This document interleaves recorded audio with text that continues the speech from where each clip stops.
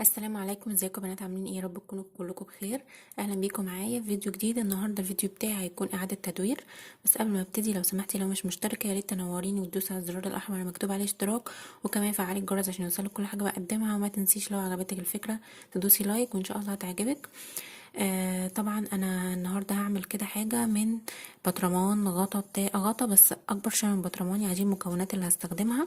معايا هنا مفرش قديم، مش هستخدمه كله. انا هاخد بصوا الشرشره اللي فيه دي هقصها يعني وهستخدمها. هو معايا دوايه قديمه من ايام العصر الحجري كده قديمه جدا.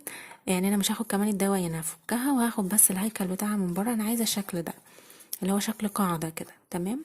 وهاخد ومعايا اللي هي الرول ده بتاع الورق الالومنيا وكده، او اي رول عندك حتى بتاع مناديل الحمام، اي حاجه. انا مش هاخده كله اصلا، هاخد منه قطعه يعني صغيره.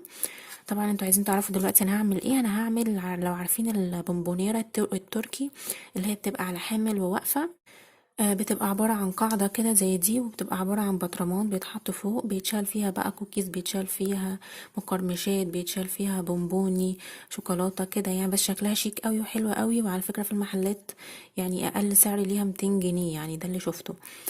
فانا بصراحة جات الفكرة دي في دماغي وقلت ان شاء الله انا هطبقها معاكم. لو مش عارفين البونبونيره دي ومش اساسا يعني متعرفوش شكلها ايه، هنزلكوا صوره ليها دلوقتي هتظهر قدامكم عشان تبقوا متخيلين معايا الشكل وعارفين هنكونها ازاي. طبعا زي ما انتم شايفين كده هتبقى معايا قاعده اللي هي هنستخدم فيها القاعده اللي معايا دي بتاعت الدوايه هنستخدمها. طبعا دي القاعده من تحت عشان تبقوا متخيلين معايا. وكمان هنستخدم البطرمان اللي هو هيبقى غطا البطرمان، قصدي هيبقى حامل البطرمان. وكمان الرول ده هنطول بيه القاعدة دي شوية. وبالنسبة للمفرش هنزين بيه، هنعمل بيه الزخرفة اللي بتبقى على عند البطرمان من تحت كده. وكمان هندهن بقى كل شيء الهيكل اللي تحت ده. وهنسيب طبعا البطرمان زي ما هو.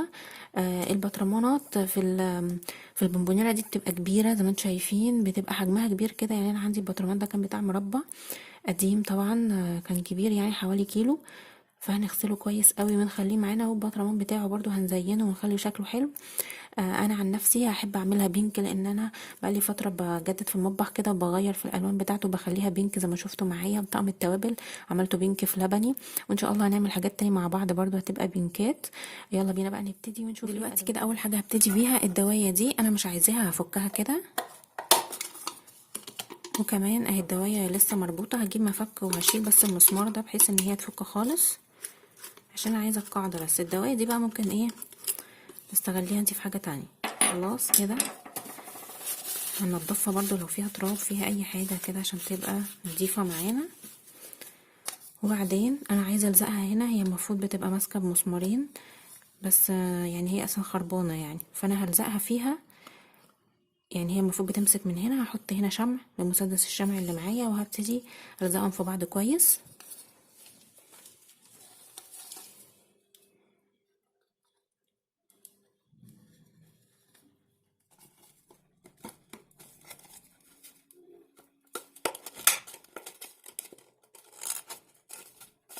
دلوقتي انا قصيت الرول بتاعي، وكمان حددته كده بالمقص يعني عشان اسوي الاطراف بتاعته. هحط هنا كده من الشمع عشان خاطر انا هلزقه جوه القاعده. هدخله هنا كده جوه واضغط عليه علشان يلزق كويس. عايزه اقولك ممكن تستغني عن خطوه الرول دي خالص وتبتدي تحطي الغطا فوق القاعده على طول، لكن انا عايزاها تبقى عاليه شويه، هتبقى كده يعني بالطول ده.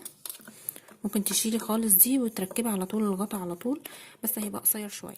دلوقتي كده دي الخطوه الاولى تعتبر خلاص خلصتها وحطيتها على جنب. هاجي هنا كده، عايزاكم بس تتخيلوا معايا ده كده البطرمان الغطا اللي هيبقى حامل. وهنا المفرش بتاعي. انا ليه اخترت المفرش ده؟ عشان عجبني الشكل بتاعه. ممكن تختاري اي مفرش تاني، مفرش تاني بلاستيك او مفرش او اي حاجه يعني ورق كده، لكن المفرش ده تحسه جلد شويه. دلوقتي انا قصيت كده الشرايط اللي انا عايزاها. انا هلزقهم بايه؟ هلزقهم مش مش بمسدس الشمع، هلزقهم باللزق اللي هو الدبل فيس. طب ليه ما لزقتهمش بمسدس الشمع؟ علشان مسدس الشمع بيعمل بروز كده سنه صغننه، يعني مثلا ربع سنتي ولا حاجه. هيبقى بارز وباين جدا ان احنا حاطين طبقتين على بعض. فهيبقى شكله في الفينش في الاخر مش حلو. فعشان كده الدبل فيس لزق، وهيلزق من ناحيتين وهيبقى ماسك. وكمان مش هيبان خالص ورفيع كده زي ما انتم شايفين. انا بقول لكم الحاجات دي علشان الفينش بتاعكم يبقى حلو ويبقى شكله طالع جميل وما يفرقش يعني بصراحة عن الجاهز.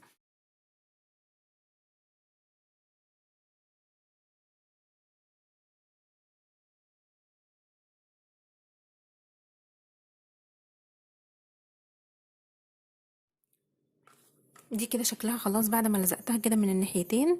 عايزاكم بس تتخيلوا الشكل معايا هيبقى بالطريقة دي كده اهو. ده كده الحامل بتاعنا. دلوقتي هبتدي امسكهم واحدة واحدة وادهن فيهم. هدهنهم الاول باللون الابيض، لازم اديهم الاول طبقة ابيض وبعدين اشوف اللون اللي انا عايزة اديهولهم. انا فرشت هنا طبعا بلاستيك عشان ما بهدلش الرخامة. كل الحاجات دي هتدهن. الورقة اللي هي الرول هيدهن. الحامل اللي تحت ده اللي بدهنه. الغطا البطرمان، المفرش كمان اللي انا حطيته ولزقته ده هيدهن من جوه ومن بره ومن كله، يعني كله هيتغير لونه ومش مش هيبقى بنفس اللون اللي هو عليه ده خالص. وكل حاجة هديها وشين بحيث ان هي تبقى طالع الفينش بتاعها حلو ومش باين اي لون من تحت خالص، مش اللون الاصلي ما يبقاش باين.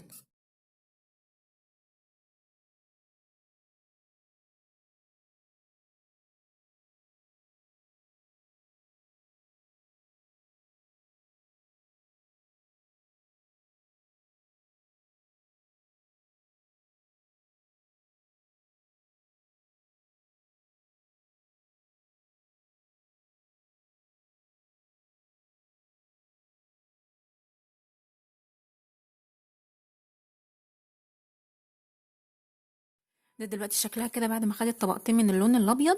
جبت عندي هنا اللون البينك، حطيت الابيض عليه نقطة من الاحمر وهقلبهم وهبتدي الونها وهسيبها تنشف تاني.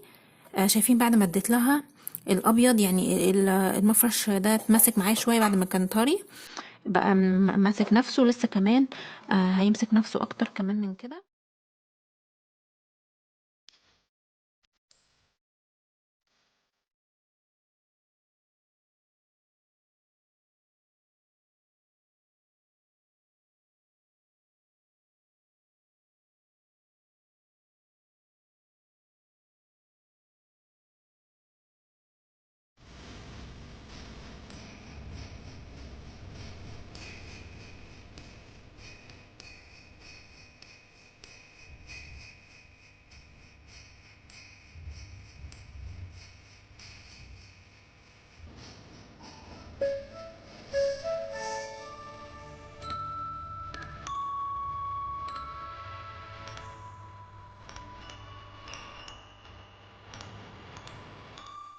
يا بنات انا خلاص خلصت الغطا بتاعي، اديت وشين من اللون الابيض ولسه هديله واحد تاني من اللون البينك.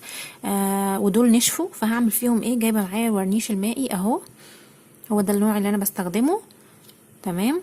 هبتدي اخد منه والون. يعني هو ده اساسا بيدي طبقه شفافه يعني. وهبتدي اديهم كده كلهم.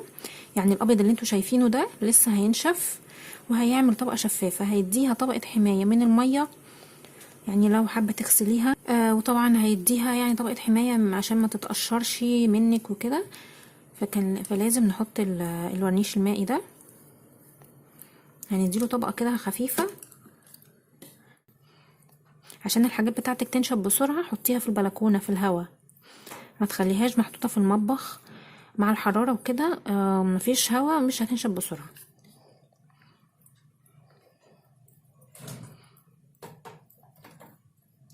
عشان انا اتسالت على الورنيش ده في الفيديو اللي فات، وكانت الحته اللي انا بديها فيها يعني اللي كنت بدي بلون بالورنيش كانت اتمسحت مني فمعرفتش يعني اكررها تاني. بالنسبه بقى للقطعه اللي فوق دي، اما تاخد كمان طبقه ورنيش هتلاقي الجزء اللي هو بتاع المفرش ده هي برضو هينشف وهيمسك معانا. مش هيبقى طري زي الاول خالص. وبكده انا يبقى عملت معاكم زي ما انتم شايفين البونبونيره. عملناها النهارده بونبونيره التركي. عملنا قبل كده الفازات دي بالعلب اللي هي الصفيح وعلب بلاستيك. وعملت كمان معاكم طقم التوابل اللي هو طالع موضة اللي هو التركي ده، برضو بالالوان البينك والوان اللبني. ولسه كمان ان شاء الله هنعمل حاجات تانية عشان نغير من مطبخنا ونجدد فيه ونخلي شكله كده حلو والوانه مبهجة وجميلة. استنوني ان شاء الله في فيديوهات تانية برضو. مش هوصيكم بقى، لو عجبتكم بونبونيرة وبتعجبكم في فيديوهاتي ما تنسوش تدوسوا لايك على الفيديو ده، وكمان شاروه مع اصحابكم علشان يعني يشوفوا كمية كبيرة من الناس ويستفادوا هما كمان. وكمان اشتركوا في القناة لو اول مرة تشوفيها وفعلوا الجرس عشان يوصلك كل حاجة بقدمها. وبإذن الله اشوفكم في فيديو جديد قريب جدا. مع السلامة.